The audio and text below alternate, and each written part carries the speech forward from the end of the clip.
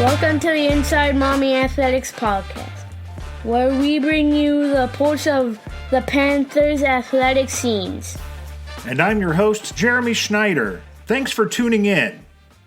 I'm going to start this podcast by remembering a fellow Maumee parent and just an all-around great guy, Chad Jones.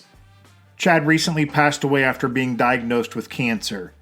And even though I make my living writing words, they honestly fail me right now.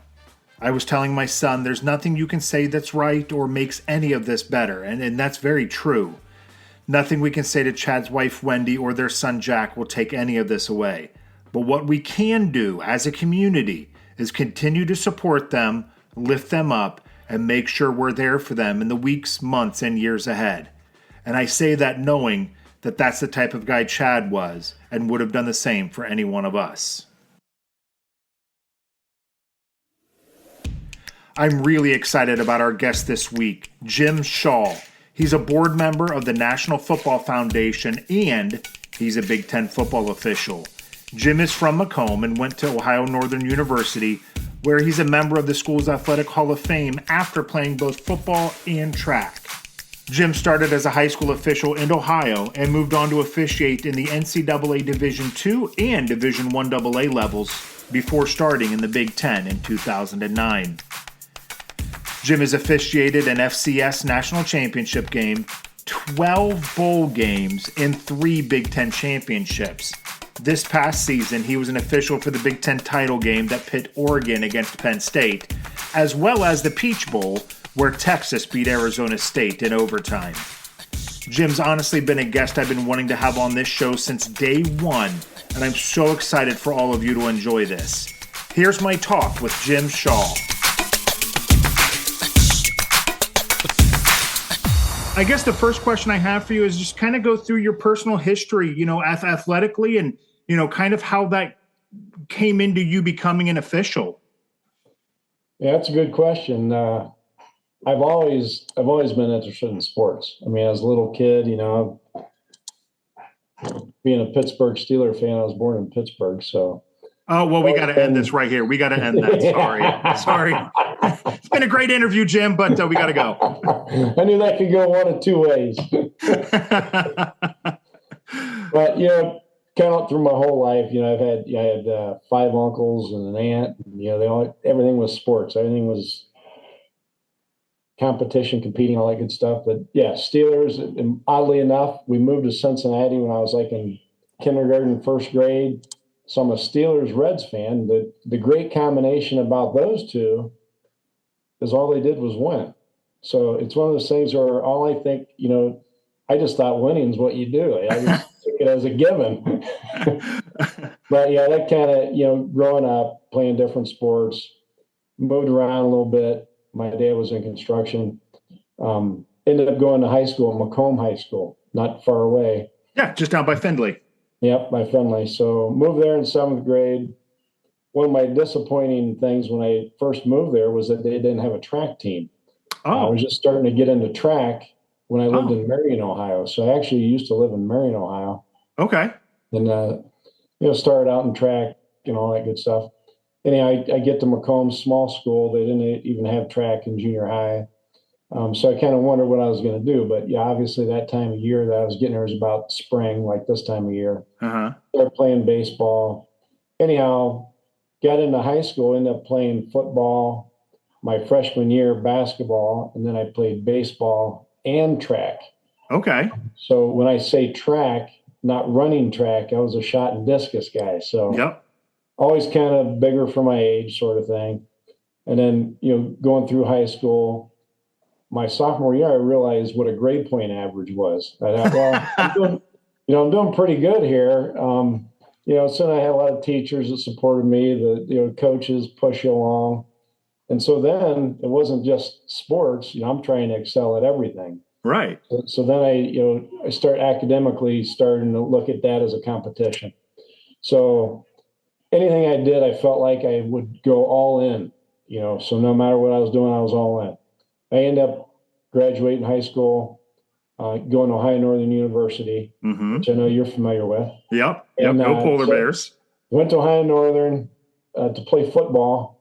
but also knew they had a good engineering program. Yeah. My alternative was actually to go to West Point. Oh, wow. And the way it worked out, I knew I was going to go into engineering of some kind. Civil engineering was kind of my mindset. Yeah.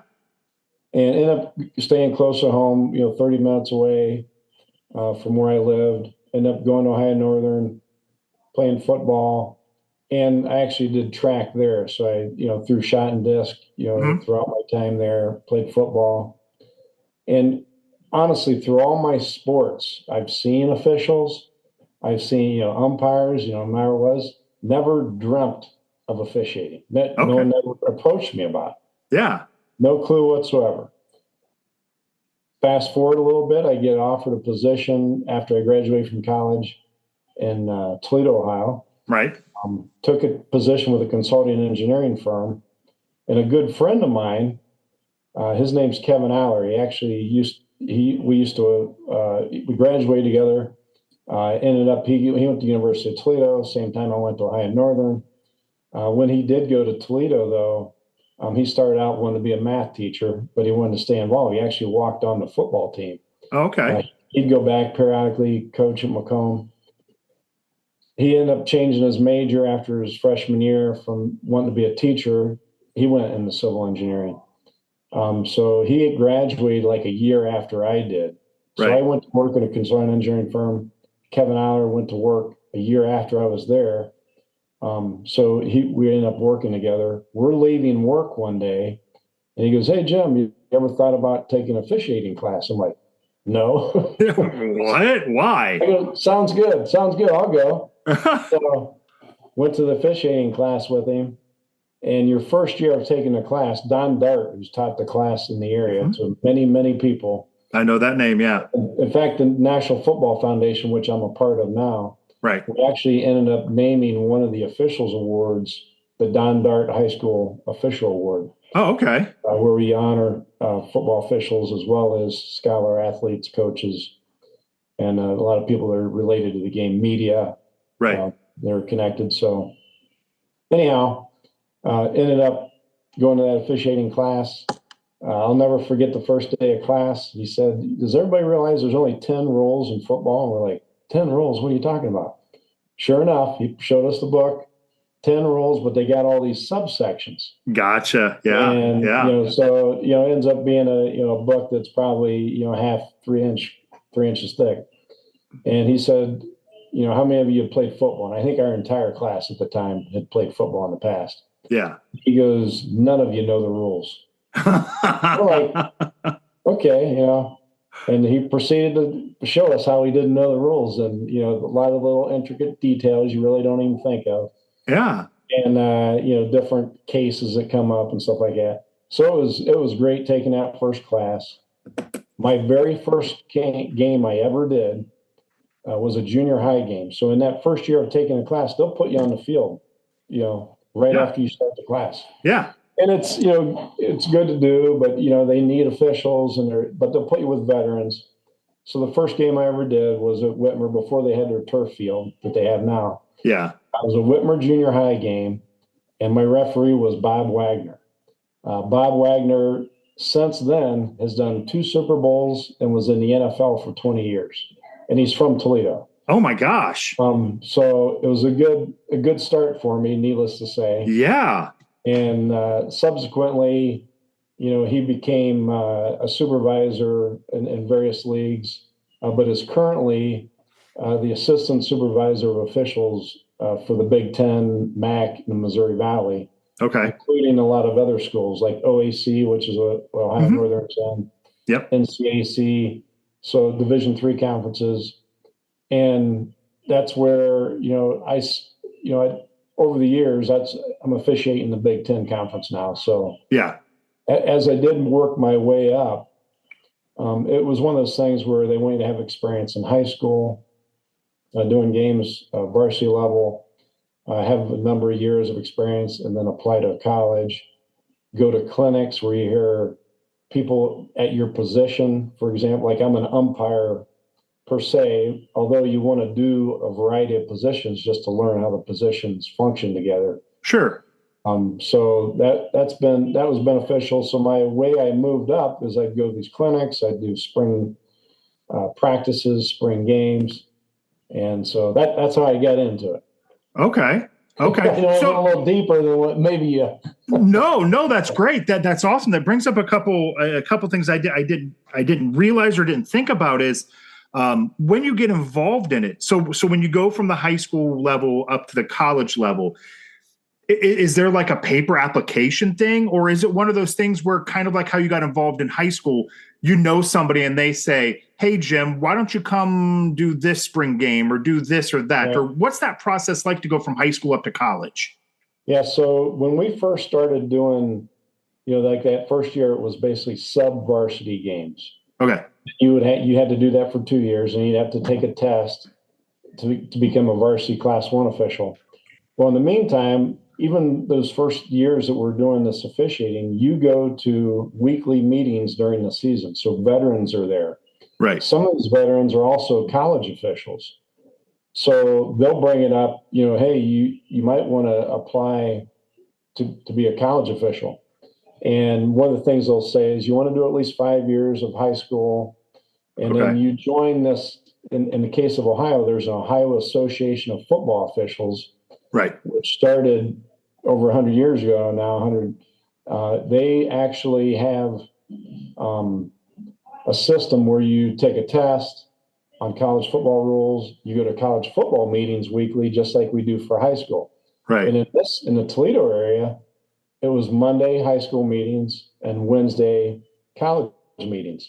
So you go to these meetings, you get some experience. Well, then they have scrimmages, and they'll invite you to these scrimmages to come and work with them.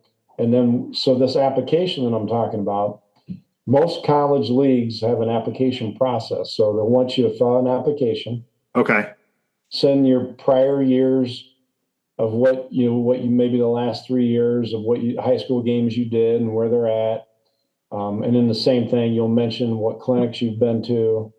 And then a lot of these clinics, there's someone watching you or they're observing you actually where you have opportunities to get on the field. Sure.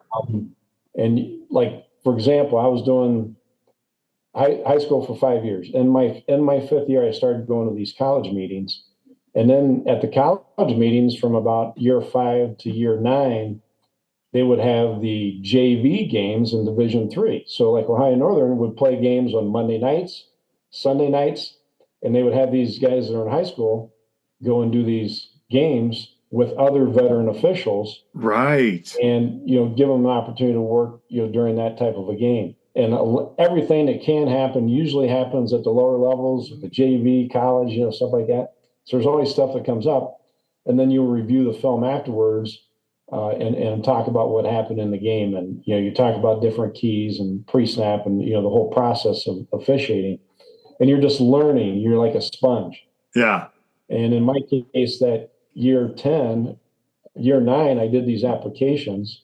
And I sent an application to the Division III leagues in Ohio and the GLIAC, the Great Lakes Intercollegiate Athletic Conference, which was at the time mostly Michigan, like Grand Valley State, Saginaw Valley, Hillsdale, and ended up having an interview with the supervisor of that league. And the way that interview happened was during one of my clinics that I attended. It was actually an on-field evaluation, and I was reviewed by an umpire at the time who was in the NFL. Oh. And he made a recommendation to the supervisor who he had worked with actually on the field in the Big Ten. And so he looked at, he recommended me, the guy reached out to me. So it's kind of that thing that you see. Yeah. Is a process where the older fellows or the more experienced people are kind of indirectly mentoring you, right, and suggesting people. So that's really how it happens in addition to an application. Okay. How big is you mentioned learning and being a sponge? I think that's something that a lot of people don't realize is you guys watch film. You guys watch film of the games you've done. You critique yourselves. You get graded on these things. Can you talk a little bit more about that learning process of watching films and watching your games and improving through that? Yeah, there's no, number one, as with anything in life, there's no better way to learn than by your own mistakes. Right. Except if you can learn by other people's mistakes, it's even better. That's great. Yeah, perfect. So, you learn a lot by looking at yourself on video. Mm-hmm. I was mentioning that I applied to that GLIAC. I was in that GLIAC league, that Division II league, for 4 years. I was in the Missouri Valley Conference, which is, well, it used to be called the Gateway Football Conference. Now it's called the Missouri Valley. Youngstown State was the only team from Ohio in it and still is. Right. And then, so I was in that league for 7 years. And then I've been in the Big Ten. This will be my 18th year in the Big Ten. Ever since I've been in the Big Ten, Bill Carollo is the supervisor of officials. Bob Wagner, who I mentioned earlier, is the assistant supervisor. They have had a training program and a observer program, which includes graders. So every game, like you mentioned, is graded. Every time we throw a flag, we get graded on those plays. When we don't throw a flag, those other plays, if there's anything of significance that comes up, those are all being looked at as well. We're reviewing them internally. I go through a video of every game. The nice thing about our film that we get, or our videos at this point, is we have the TV cut, which is what you see at home. Yeah. We have the coach's tape, which is basically a sideline view, which shows all officials, all players. They call it the all 30, right, which is 22 players and 8 officials. And then we have the end zone view, which as an umpire whose position is in the backfield of the defense, that's my view. Yeah. So the end zone view, I will literally, at minimum on a game, go through every one of my games after that game is over and look at it from the end zone view and look at my keys. And what I'm focusing on is the same keys I would if I was officiating. So I'll go through, and if I'm looking at something, I feel like I could have done something better, or I wanted to make sure that the right guard, for example, that this was or wasn't a hold based on, where the ball carrier was.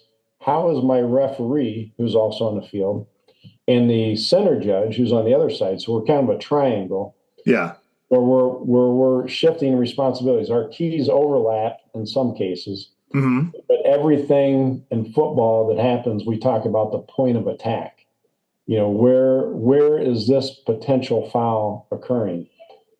So when I think of a game in general, why are there officials out there? Number one, number one, for the safety of the game, right? But we're trying to also make sure it's played fairly.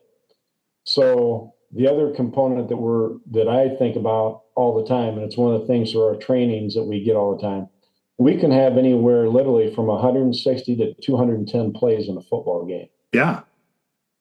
A good game, a great game may have 4 fouls or less in the game. And what I mean by a great game is that both teams are competing fairly.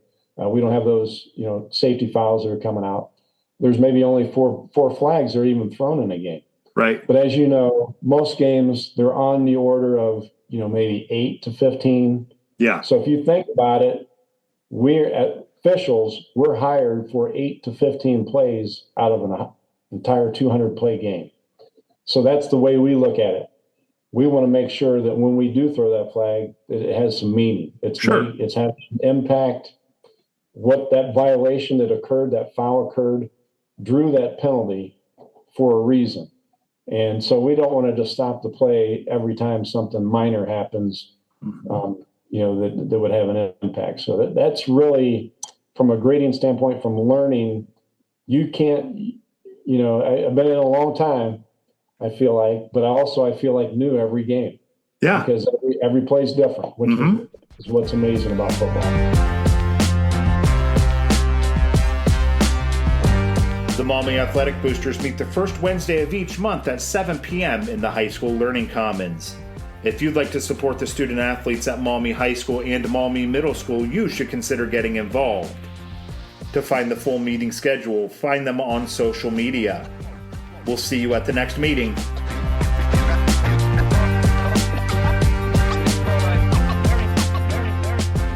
You mentioned something that I thought was interesting. When you sat in that first meeting and the guy said, "How many of you have played football?" And I mean, you played college football. I'm sure a lot of the other guys played at least high school, if not college football, and you guys didn't know the rules. So for me, just random guy sitting on my couch watching an Ohio State game on Saturday, yelling about the referees. You didn't catch that hold. You didn't do this. Like, we really don't know anything, do we? Well, I mean, be honest, Jim. Come on. Now, I mean, one of the concerns in general about, we want to be consistent. Yeah.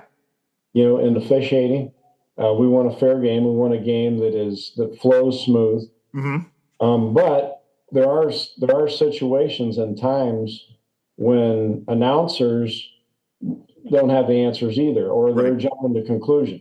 So you've noticed over the years, what they're doing is they're taking retired officials and they're putting them in the booth as expert officials to kind of offer, something maybe that's behind the curtains that they can explain it a little bit better. Sure. There's always going to be those gray areas where maybe their explanation doesn't coincide with everybody.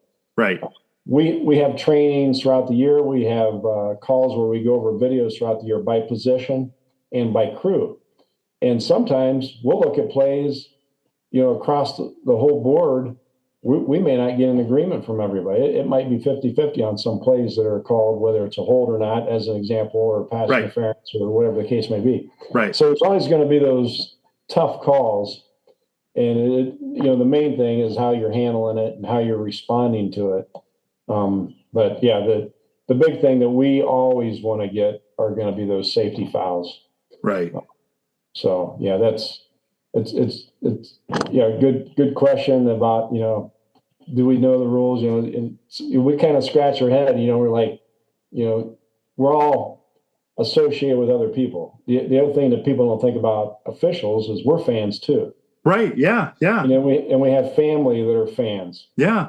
And, sometimes I'll get people calling me asking about something. Well, I always look at it through the lens of the official and how they saw it. Right. And, one thing that we always try to do is we try to be consistent and try to get it right. That's the interesting thing about replay, for example. Well, I think that's the thing. And that's the side I always come down on is you just want to see consistency, and that's got to be the goal for everything. And I seem like Major League Baseball is going to something now where they're trying to try out like computerized or AI or that machine learning type of. Yeah. I don't think you can take the human element out of it because that's all part of it. I mean, you guys are human. Humans make mistakes. You guys can't see everything all the time, and like you said, there's gray area. I mean, life is lived in the gray area. So, I mean, part of what makes football great is that human element to everything. Yeah. Yeah. And then like just like they're doing AI on that, one of the things that the NFL is experimenting with, I believe, coming up this year are going to be those pylon devices where they can see whether or not they broke the plane, for example. So that even, whether it's a first down or the goal line, I mean, those are critical lines that it's our judgment. Where was that ball? Mm-hmm. He's got it in here. He's got it out here. He's reaching. Where was that end of that ball when he was dead? Right. And that all happens really quick. So we've tried to slow it down with replay, but it sounds like that they got this equipment that's able to do that. I'm sure it's going to come eventually, if not now. I know there's some beta versions out there that they've been working with. Absolutely. As an example of getting it right. So. Right. Well, you mentioned, the how things are changing and how things have changed. You also mentioned the safety aspect of the game. When I think of football, and correct me if I'm wrong, and the question is going to be, what have been the biggest changes in college football specifically, or just football in general, since you've started officiating? Is it the technology? Is it just how fast and big the players are? What has been the biggest change to you in football in general over the last 15, 20, however many years you want to take it to? Yeah, I mean, that's a great question. There's a lot of things that are changing, and I think that a lot of it's been for the positive. Yeah. The whole targeting role, eliminating those. We used to turn on ESPN and we saw these targeting shots that are very crucial in eliminating our game. We did not want any part of that in our game anymore. I think we've come a long way teaching the players how to heads up tackling, that sort of thing. Keep away from that high contact. And I see players all the time avoiding that.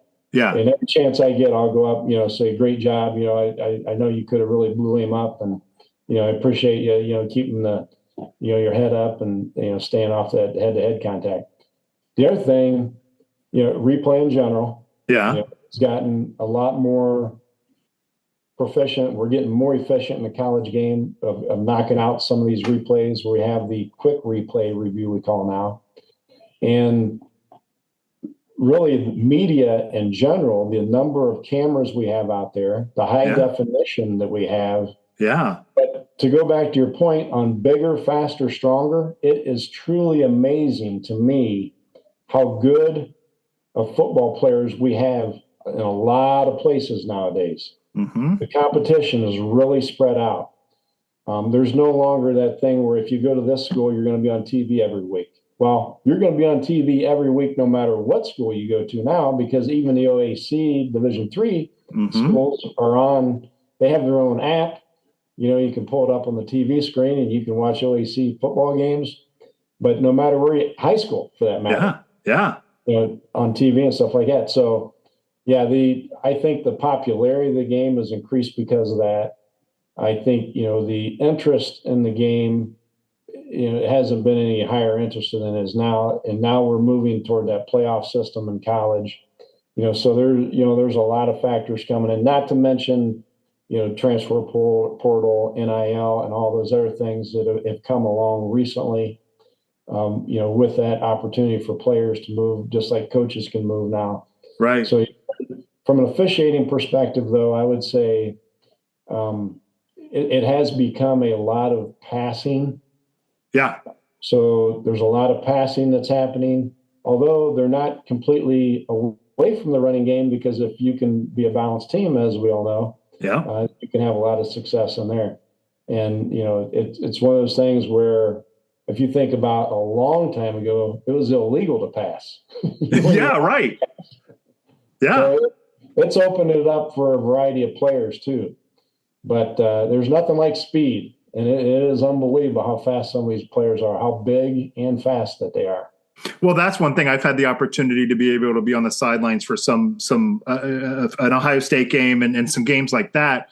And even some of these big high school games around here. I tell people, you have no idea how big, how fast, how hard these guys hit. I mean, even if you're sitting in the stands, until you're right down there on the field, like eye level with them, you have it's amazing how fast and big and strong these guys are. It's I mean, and the other thing on top of it all is it's the ultimate team game. It is. Yeah. And I mean, a lot of things I've learned over the years from officiating, it carries over to my work life.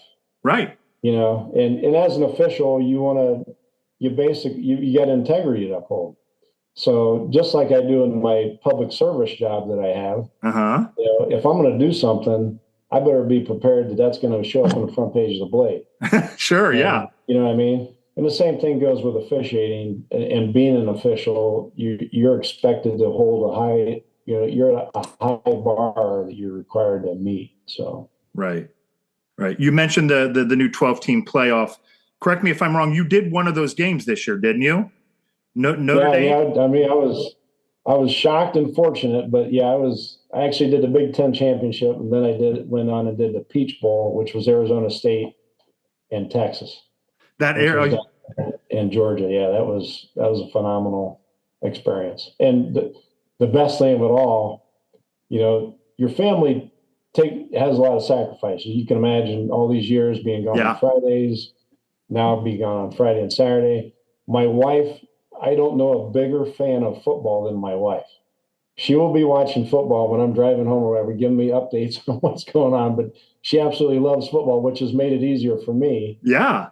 And it's nice because she'll come to games. Every official in the Big Ten gets 2 tickets each game.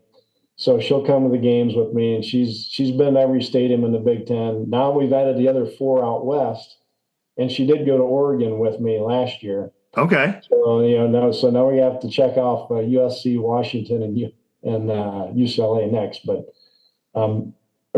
she likes going to the game, so she has a lot of fun. Yeah. So that leads me in. Go ahead. But I was going to say, I've got 2 kids and 7 grandkids. So my wife and our family, they all were able to go to the Peach Bowl, which was awesome, especially when they showed me pictures of them, doing snow angels and the confetti after the game. That's so cool. 7 kids that are now 7 and under. That is very cool. That was awesome. Yeah, I mean, and talk about a great game to be at and to be on the field for. Yep, double overtime. I mean, that's why you sign up for this. Games like that. That's awesome. I got a couple more serious questions, but I want to know. You mentioned the stadiums. You mentioned the environments. I mean, this could be a Big Ten stadium. This could be something else. What's been the best stadium, the best environment, in your opinion, that you've been a part of? That's one question I've been asked many, many, many times. I'm sure. And I will tell you, it's hard to say a best, but my highlight reel, and when you say any stadium, because a lot of people go, what's the best Big Ten? Montana. I did a playoff game in the football championship subdivision, Montana, with those mountains. Oh. People told me how noisy it was there. It felt like, just to give an example, we blow these whistles, right? It felt like there was someone blowing a whistle in both of my ears, full blast. That's how loud it was. Are you kidding? And a lot of people say because it's the mountains. Yeah. And it's kind of a bowl shaped and it's loud. But I've had that same experience at a lot of Big Ten stadiums as far as a brief noise. But to sustain a noise throughout the game, chants, all that, Beaver Stadium, Penn State is truly amazing, especially like on a whiteout. A whiteout, yeah. And nothing like, the hair in the back of your neck going up when they're dotting the I, with the band at Ohio State. So Iowa, they're right on top of you. They're on the field. And right now, between the first and second quarter, even the officials line up and we're waving, to these kids up there that are, struggling with their issues. Yeah.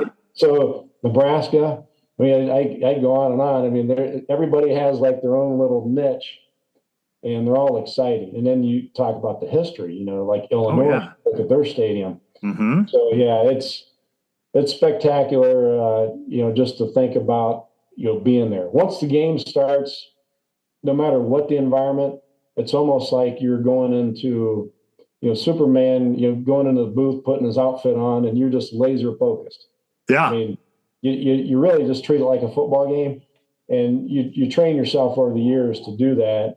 But every now and then in a game, it's, halftime, if you want to get out a little bit early, watch a band, or, during the TV timeout, which we obviously have a lot of them, we'll just look around and, say, isn't this great? So and the players, that's one of the things that I've noticed over the years.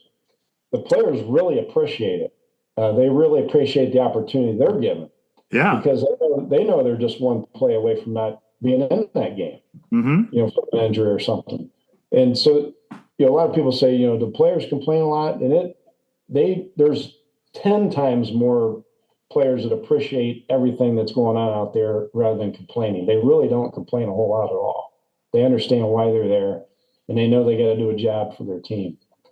But I know that's a roundabout way to answer in your question on best stadiums. No, that's great. That's fantastic. It's cool that you get to still have that joy, almost kind of like the fan experience, almost of getting to be able to see things that nobody else gets to see, and you get to still appreciate that, even though you're there to do a job. That's very cool.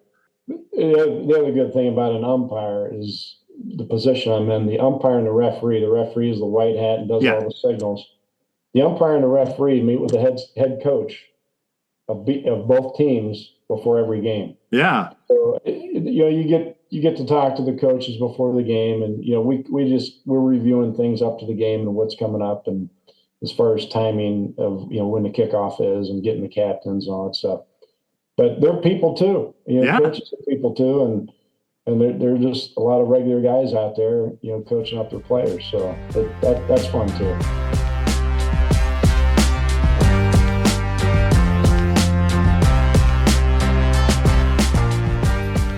The Mirror newspaper has been a supporter of IMA from the very beginning. If quality journalism is important to you, please consider becoming a subscriber. You can head to their website at themirrornewspaper.com to find more information on becoming a traditional print or digital subscriber.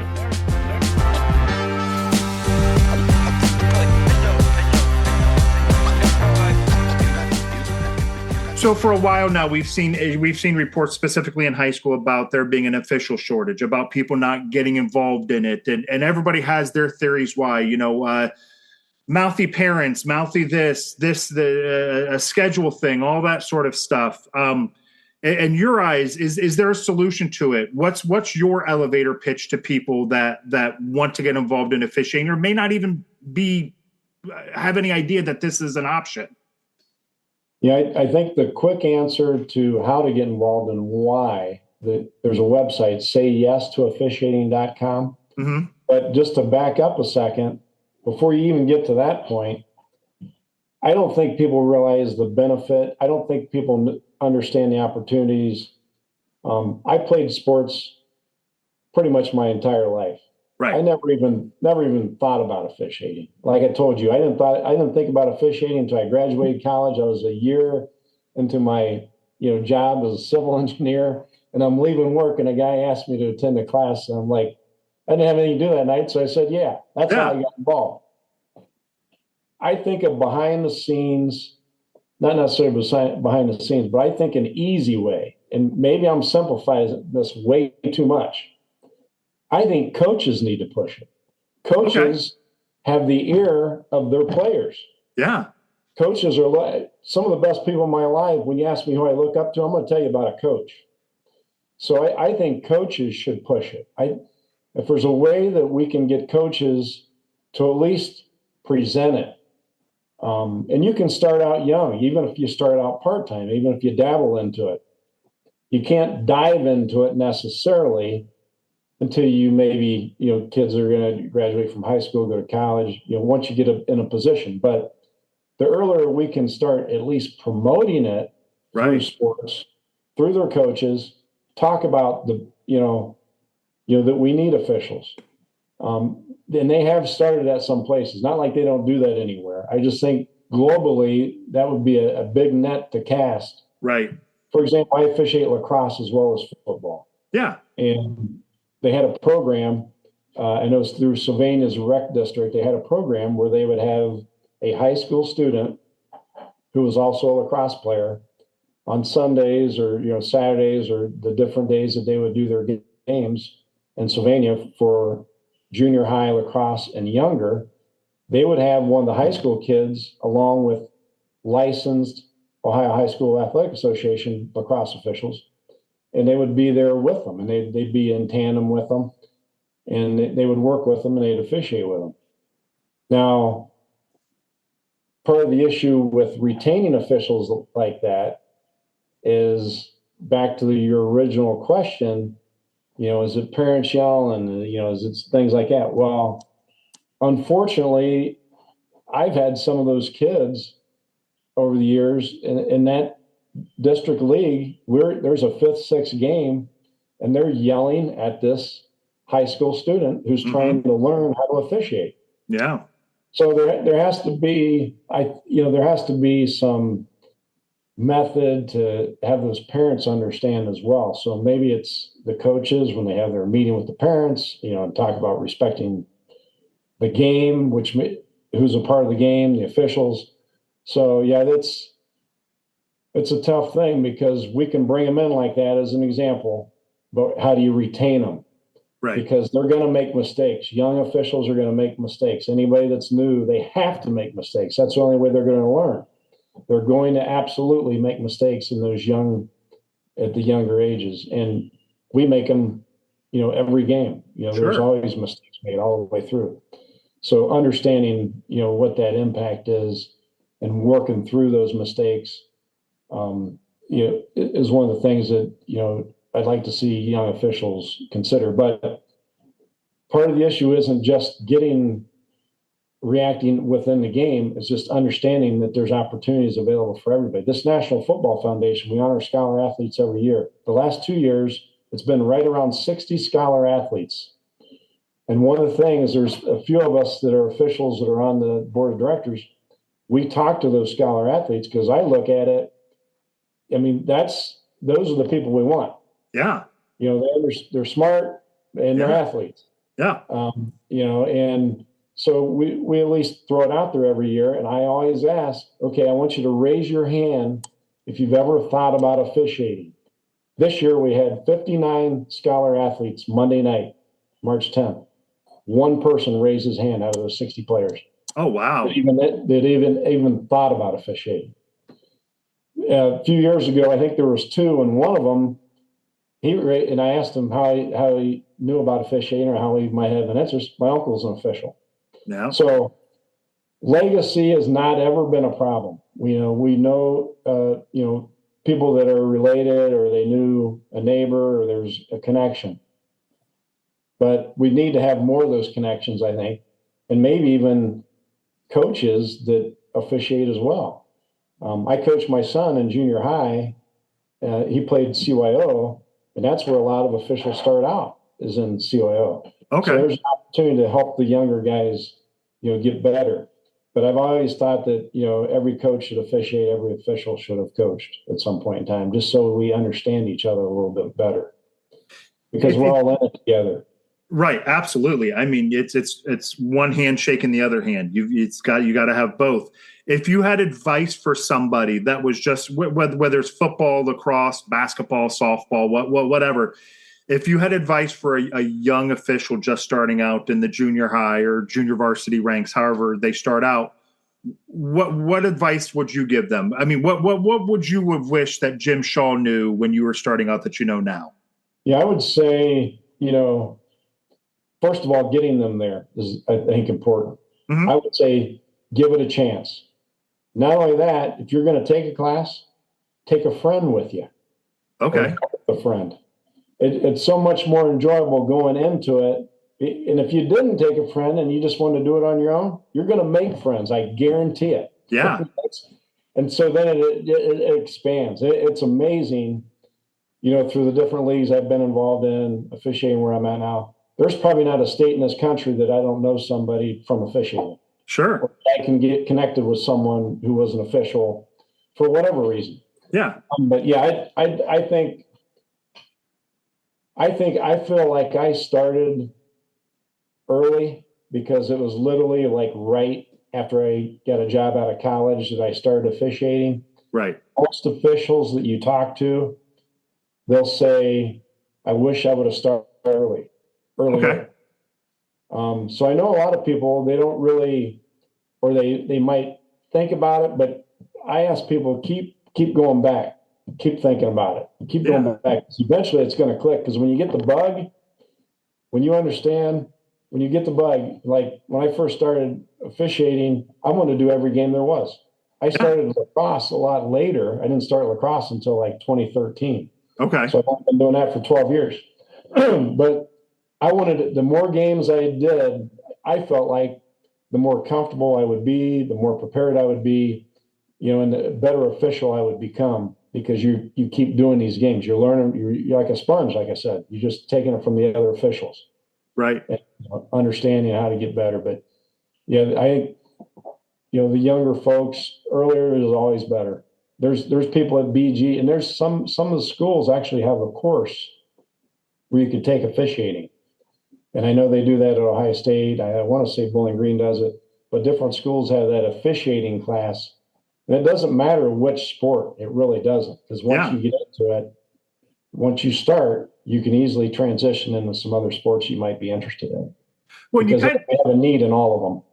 You kind of mentioned this a little bit ago, but there are some high schools around here that are actually starting some classes, and they're getting kids involved in, I forget, I just saw a story in the Blade within the last month or so about one of the schools, and the high school kids are doing like the junior high games or stuff like that. I mean, that's just a perfect way to get people involved and kind of get your hooks in them. And NASO, which is the one that created the Say Yes to Officiating.com, it's a National Association of Sports Officials. So they're looking at all sports. Right. And they've been very instrumental in getting these various curriculums created and sending them out. So like Bo Rugg, who's Ohio High School Athletic Association connection, Right. He's on the committee, he goes all those meetings, and they're asking themselves, they're in this full time, all the time. Yeah. They're trying to figure out how do we not only obtain officials, but how do we retain officials once they get started? Yeah. They know, and it's diverse. I mean, I don't care where you're from or who you are, you can officiate any sport you want. Yeah. It's just a matter of, getting involved. And the way I look at it, try it out.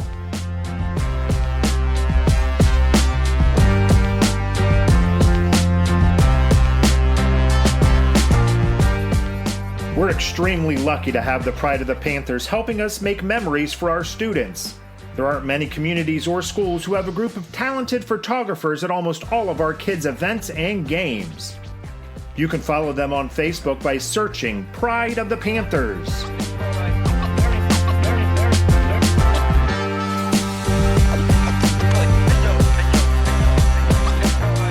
You mentioned the National Football Foundation, the NFF. I know Maumee had a few people. We had a good contingent out there on Monday night. Espen Hurt, our center, was honored. Blake Wagner, our kicker. I believe maybe even Evan Karchner, our coach, was out there. Can you talk a little bit about? Yeah. Can you talk a little bit about that foundation, your work with it, and maybe what Monday night was all about? Yeah, the National Football Foundation we're a group that's put together. A lot of them are former coaches. That has transitioned over, and it started actually with Bob Wagner, who I mentioned. Right. He was on this board of directors committee, and then myself and another official named Ron Kay are on this board of directors. But in the board of directors have changed over the years. You have a lot of coaches, certainly former players, but then you also have media involvement. As far Bill Clark was our MC, and he's on the board. He does it every year. And, just people that want to be a part of the game. But the National Football Foundation, it's the Toledo-Worcester chapter. Mm-hmm. It's a national organization, and it's also known as it's a Toledo-Worcester chapter, National Football Foundation, and College Football Hall of Fame. So as a member of this organization, you can actually vote for the Hall of Fame in college football. Oh, and wow. It's a nominal fee, an annual fee, or you can do like a 3-year fee and stuff like that. But anyway, in the Toledo area, we hold a banquet, and our banquet in the Toledo area is one of the best in the country. Okay. Of bringing people together. And you can see a lot of that from the speakers we have. This year we had Coach Candle. We were going to have Coach Candle and Coach Leffler from Toledo and Bowling Green. He ended up getting a position in Philadelphia, and they had to be in Philadelphia, or he would have been there to speak as well. Yeah. Last year we had Marcus Freeman from Notre Dame, which was we know how exciting that turned out this year. Yeah. Them playing in the national championship. But we've had Ryan Day in the past, and Coach Harbaugh from Michigan, Trussell from Ohio State. So you can imagine these coaches that come out, they're delivering a message to the players, and then we're honoring these scholar athletes from our area. So the scholar athletes are going to be guys with a high grade point average. They're all league, all district, all state, so the different criteria that are weighed in. And these are the cream of the crop. Yeah. So a true scholar and a true athlete are being honored from these different schools, like you mentioned with Maumee High School. And I can't say enough about it, because the point that I like to see is, you come into every year we have these banquets, and it's usually in early March of each year. Right. We're preparing for that banquet. We'll have a follow-up meeting next month, and then we have monthly meetings throughout the year. And then during the year, we're watching, stats and stuff like that, and talking to coaches and submitting information to coaches, encouraging them to apply and have their scholar athletes apply for these, for this particular award. All of those scholar athletes, the year after they get the award, the Maumee folks that you mentioned, when they go to school next year, there's a second application, which is the scholar athlete application, where they have the opportunity to get scholarship money at their school. Oh. So that's kind of the follow-up application. And we've done over nearly $500,000 in scholarships since the National Football Foundation has been in existence. It's over $20,000 a year that we give to the scholar athletes. Oh my goodness, that's incredible. That's going to be those seniors that become, freshmen in their various colleges or wherever they go that have the opportunity to capitalize on those scholarships. And then we honor coaches. Coaches are honored. We created a new award last year called the Pinnacle Award. Okay. Anybody who participates in a state championship, and it's amazing how many great teams we have in Northwest Ohio and Southeast Michigan. Yeah. So these Pinnacle Awards will go to the coach, and honoring them. And then we also honor coaches that, turn their programs around, like your coach at Maumee. Yeah. They're making a difference in the lives of these, students for sure. Yeah. I guess tie it all together here. Your experience as an athlete yourself, your experience as a football official, high school and college, your experience with the NFF. Can you talk about what athletics has meant to you? Football, lacrosse, track and field.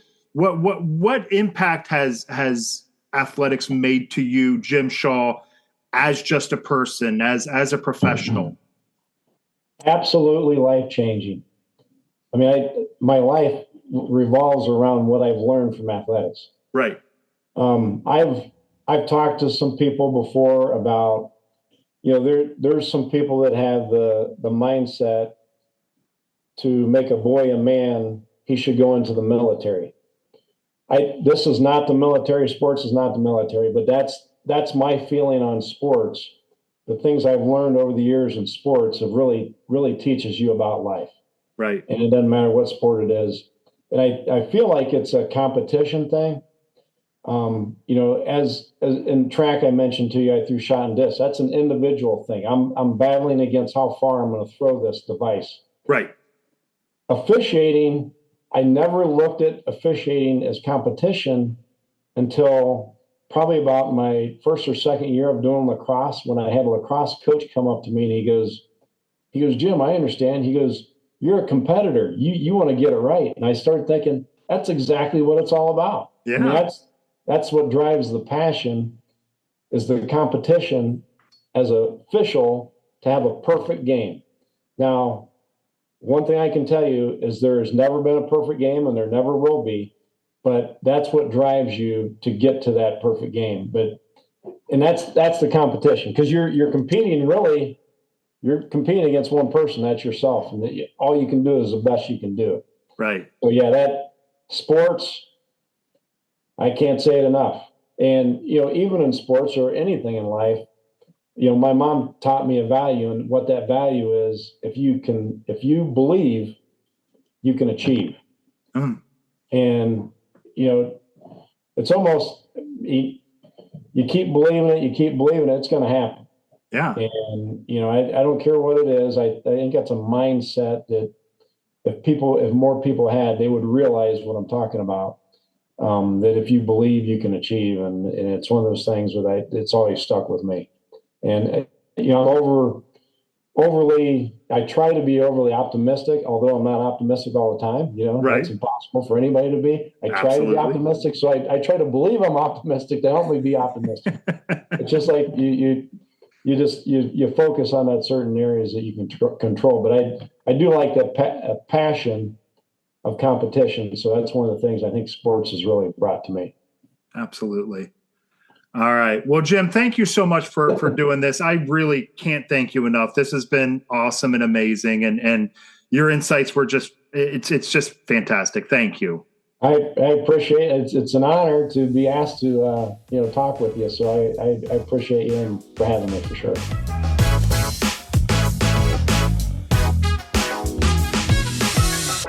That's the end of this episode of Inside Maumee Athletics. I'll be back soon with another in-depth interview. Thanks again to Jim Shaw for taking the time to talk with me. Don't forget, head to sayyes2officiating.com if you're interested in becoming a high school sports official.